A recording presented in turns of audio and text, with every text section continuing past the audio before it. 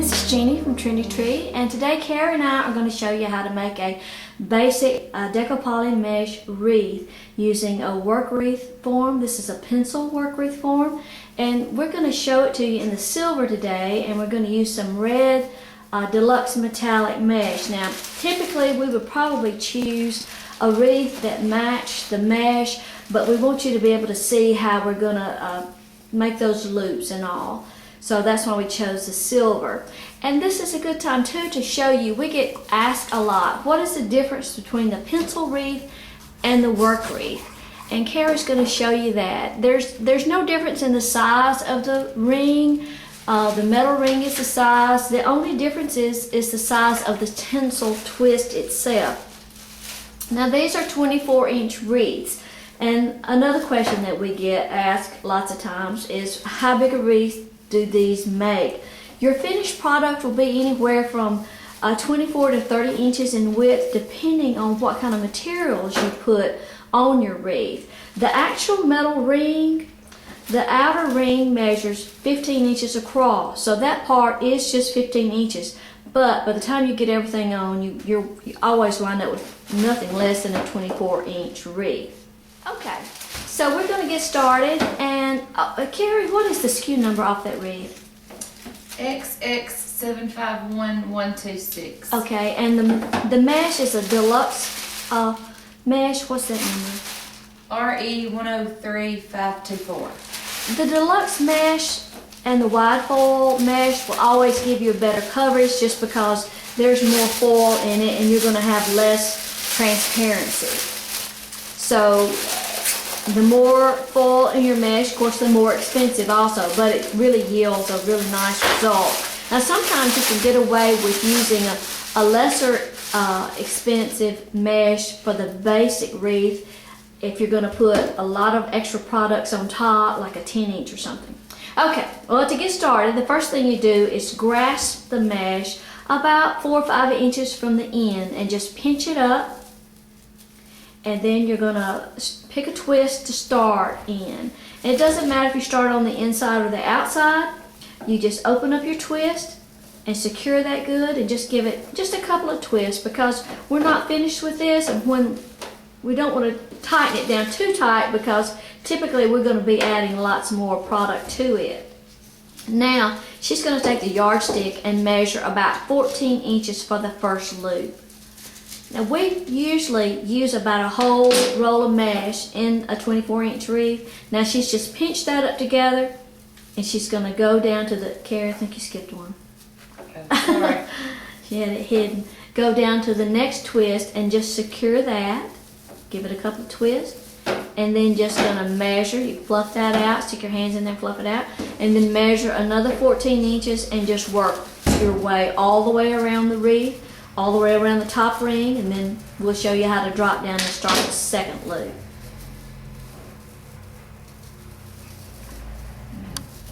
She's gotten about halfway around the first ring, and we usually, like I say, it takes about a roll of the 21-inch mesh that has 10 yards on it to do a wreath, and we always wind up with a yard or so left over. And one day we calculated the math and was just bound and determined to use the whole roll of mesh and not have any left over. So we were making our loops a little longer than the 14 inches. And for us, it just didn't work out. The wreath kind of came out kind of loose, floppy, and we just didn't like it. So we went back to the 14 inches and just go with having a short piece left over. And when she gets to this last loop on that inner ring, we're going to show you how to drop down. We don't cut the mesh, it all stays in one piece.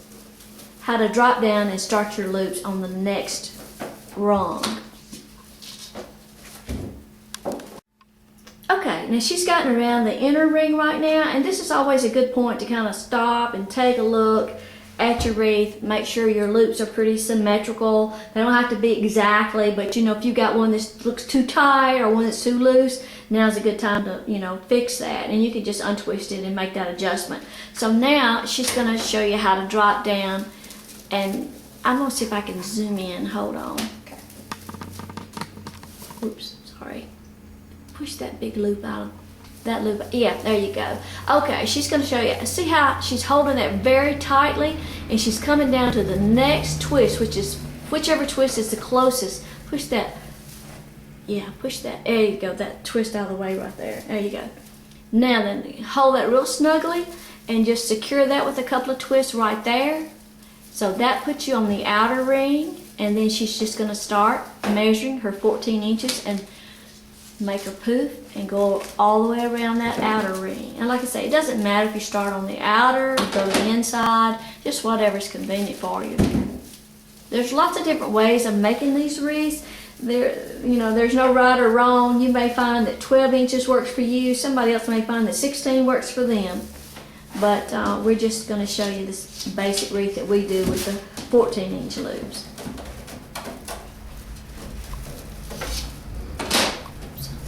I zoomed out a little fast.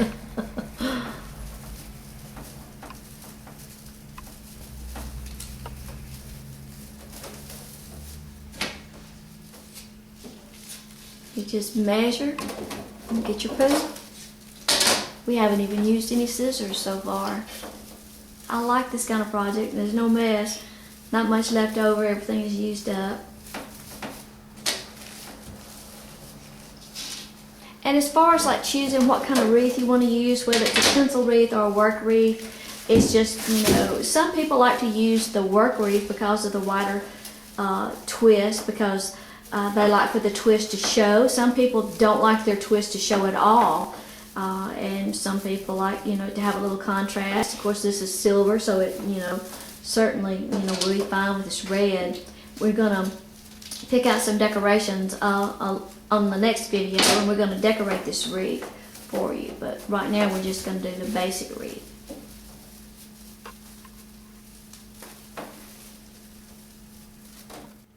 Okay, she's worked her way all the way around to the last twist, or to the last twist. Oops, hold it down. Okay, now she's going to make that last poof, and it's going to go right on top of that twist, right on top of that where we drop down to our second level. Let's see, Karen, push that big loop out of the way. You can't see. Yeah, turn the wreath a little bit. Whoops. Okay, yeah. Okay, can you show me where you brought that? Right here. Okay, all right, push the loop out of the way where I can see that. Okay, that's where we drop down from the top to the outer ring. So she's gonna just reopen that twist and make sure that stays secure and put the last poof into that twist, and then she's gonna cover in and we'll be done with that. Just open that up, make sure where you brought that down stays. It's okay. Well, that's okay. We can't really see it. That's okay.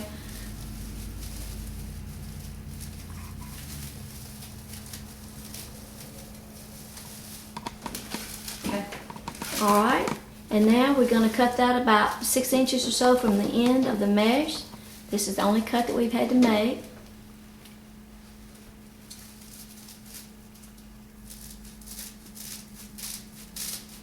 And about how much did we have left? Let's see what we had left on that.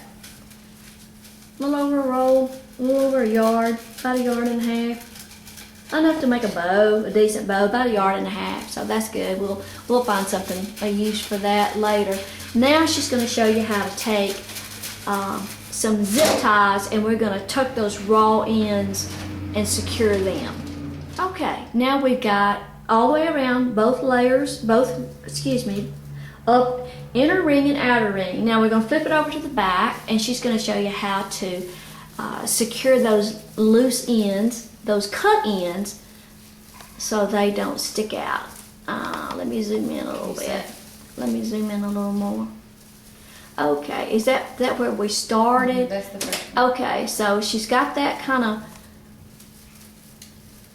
Into the inner ring. okay, and put the zip tie around the inner ring. Zip ties are great. If you don't have any, just gotta get a bag. They're just terrific. You put that zip tie around the mesh and the metal, and then secure it down real snug. We're gonna do that. And then where's your other end? Over here. The other end, that's where we cut loose from our roll, and she's just going to kind of smooth it down and kind of going to go to another place on the metal frame with that.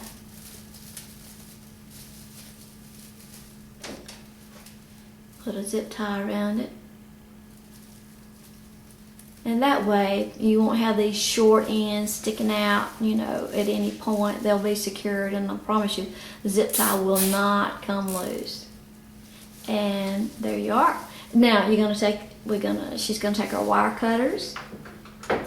Don't use your scissors. I'm not saying you, Carrie. I'm saying to guys, don't use your scissors. You'll ruin them.